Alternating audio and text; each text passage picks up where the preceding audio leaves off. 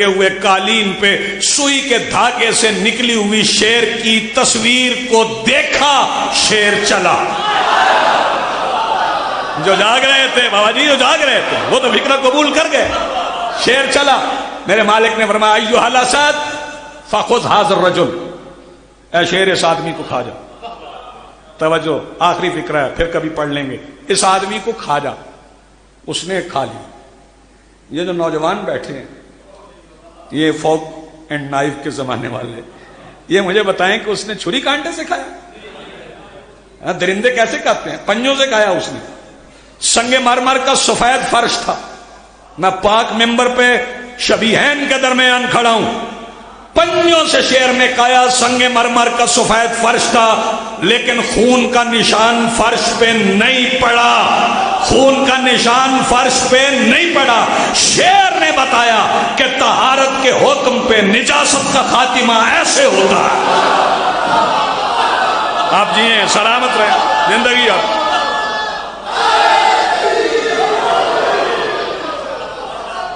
یہی میرے مولا رضا ہیں جنہوں نے دیبل کو بلایا تھا، دیبل خزائی کو بلایا کب تھا؟ جب محرم کا چاند نظر آیا، اور میرے مولا نے پوچھا دیبل میری جد کا مرثیہ لکھا؟ دیبل شاعر تھے، کہنے لگے مولا کیسے ہو سکتا ہے کہ چاند بھی نظر آ جائے اور آپ کی جد کا مرثیہ بھی نہ لکھوں؟ مولا نے فرمایا اچھا سنا۔ اس نے بیاض کھولی، کتاب کھولی جس میں مرثیہ لکھا تھا۔ مولا نے فرمایا ذرا رک، ابھی نہ پڑھ۔ بادشاہ اٹھے، صحن میں ایک چادر لگائی، آئے پردہ بنا۔ عرض کی مولا یہ پردہ کس لیے؟ فرمایا تیرا مرثیہ میں اکیلا نہیں سنوں گا، پردے میں بطول کی بیٹی نہ سنے گی۔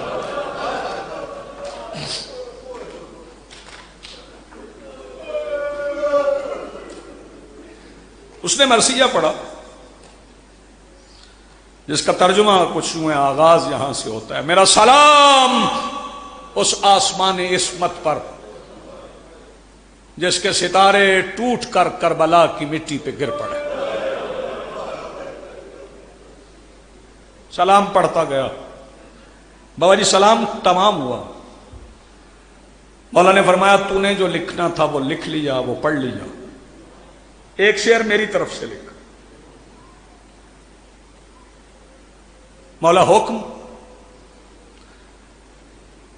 فرمایا لکھ میرا سلام ہو اس غریب پر جس کی قبر توس میں ہے۔ دیبل عرض کرنے لگا مولا میں آل محمد کی تمام قبور کو جانتا ہوں، میرے علم کے مطابق توس میں تو آل محمد میں سے کسی کی قبر نہیں۔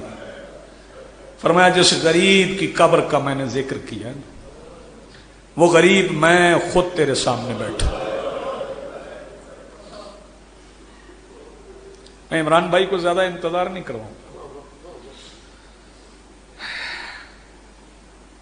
میں پہلی بار زیارات پہ 2000 میں گیا ہوں، سن 2000، آج سے 24 سال پہلے۔ یہ گننے والی عبادت نہیں ہے کہ میں اتنی بار گیا اور میں اتنی بار گیا۔ جتنی بار مولا بلائیں اتنی بار جاؤ، جتنی بار توفیق ہو اتنی بار جاؤ۔ سال میں کئی بار بلائیں تو کئی بار جاؤ۔ آج تو اور شان و شوکت بڑھ گئی ہے، اس زمانے میں بھی بڑی شان و شوکت۔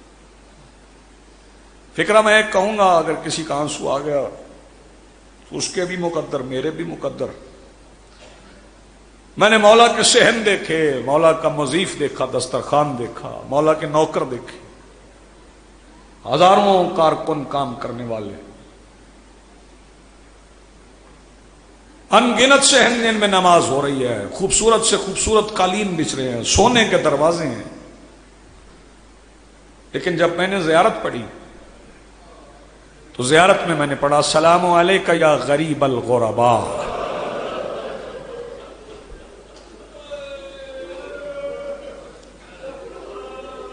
عمران بھائی چونکہ میری استاد میری ماں ہے، میں پریشان ہو گیا، اتنا عالی شان محل، حسین غریب اور رضا غریب الغرباء۔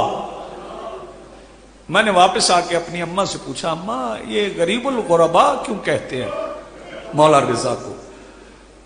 فکرہ میں پہنچا سکا، عبادت یہیں ہو جائے گی۔ میری ماں دھاڑے مار کے روئی اور کہنے لگی، بیٹا غریب الغرباء اسے کہتے ہیں جس کی ساری بہنیں پردیس میں مر جائیں۔ جزاک اللہ، مرحبا، آباد رہیں، سلامت رہیں، آپ کی زندگی بڑی خوبصورت عبادت آپ نے کی، آپ کی آوازیں بلند ہو گئی۔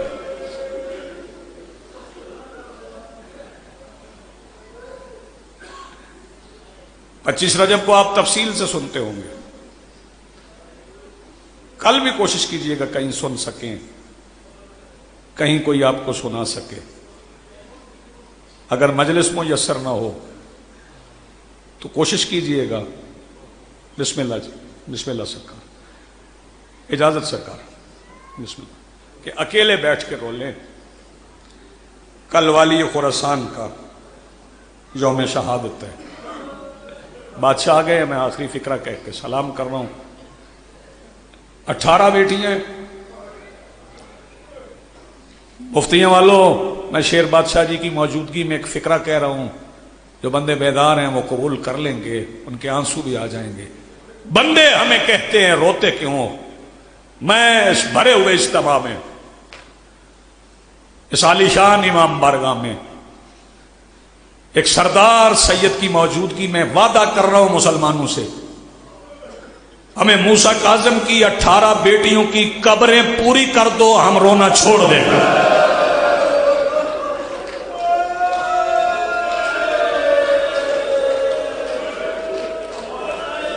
جزاک اللہ، مرحبا، آباد رہو، سلام جی جی، بسم اللہ، میں نوکر ہمارے مولا کی، جی جی بسم اللہ۔ شہزادیوں کی قبریں تو پوری کر دو۔ کبھی کوئی سندھ سے مختلف علاقوں سے قبریں آتی ہیں، یہاں بھی قبر ہے، یہاں بھی قبر ہے، یہاں بھی قبر ہے۔ جنگلوں میں دفن ہو گئی موسیٰ کاظم کی بیٹیاں۔ اور جس فکرے میں میں چھوڑ رہا ہوں نا، جو کم پہنچی ہے، وہ ساوا پہنچی ہے، غریب توس میں علامہ امینی لکھتے ہیں، اگر یہ فکرہ پہنچ گیا، یہیں پر سلام کر رہا ہوں، وقت ہو گیا۔ غریب توس میں وہ لکھتے ہیں جب شہزادی ساوا پہنچی ہے نا، تو رستے میں اونٹنی مر گئی تھی۔ آج تو رستے بن گئے ہیں نا بابا جی، سفر آسان ہو گئے ہیں، آسانی سے سفر ہوتے ہیں۔ اتنا مشکل سفر تھا کہ جانور تھک کے مر گیا، لیکن بھائی کی محبت میں بہن جیتی رہی۔ بالکل قریب سے گزر رہا ہوں، سامنے پہاڑ تھا جسے عبور کر کے ساوا میں داخل ہونا تھا۔ آج شہر آباد ہونے کی وجہ سے وہ پہاڑ چھوٹے لگتے ہیں، بڑے پہاڑ تھے۔ آخری فکرہ کہہ رہا ہوں، پتہ نہیں کس کی آنکھ میں آنسو آئے، کس کی آنکھ میں نہ آئے۔ صاحب کتاب علامہ امینی لکھتے ہیں کہ 80 بار شہزادی پہاڑ پہ چڑھی ہے۔ بس اس کی تفصیل عرض کر رہا ہوں، ایک فکرے میں ہی تفصیل ہے۔ 80 بار شہزادی پہاڑ پہ چڑھی ہے۔ مجھے بتاؤ یہ 80 بار چڑھنے کی کیا ضرورت تھی؟ یہ فکرہ تیرے ذہن میں آ گیا، شام تک رونے کے لیے کافی ہے۔ 80 بار اس لیے چڑھتی تھی، علامہ امینی لکھتے ہیں جب چڑھ کے نیچے اترتی تھی تو پہاڑ سے لے کے زمین تک خون کی ایک لکیر بنتی تھی۔ ایسے اتر کے آتی تھی، آواز دے کے کہتی تھی، رضا جسم کٹ جائے لیکن بہن بھائی تک پہنچے گی۔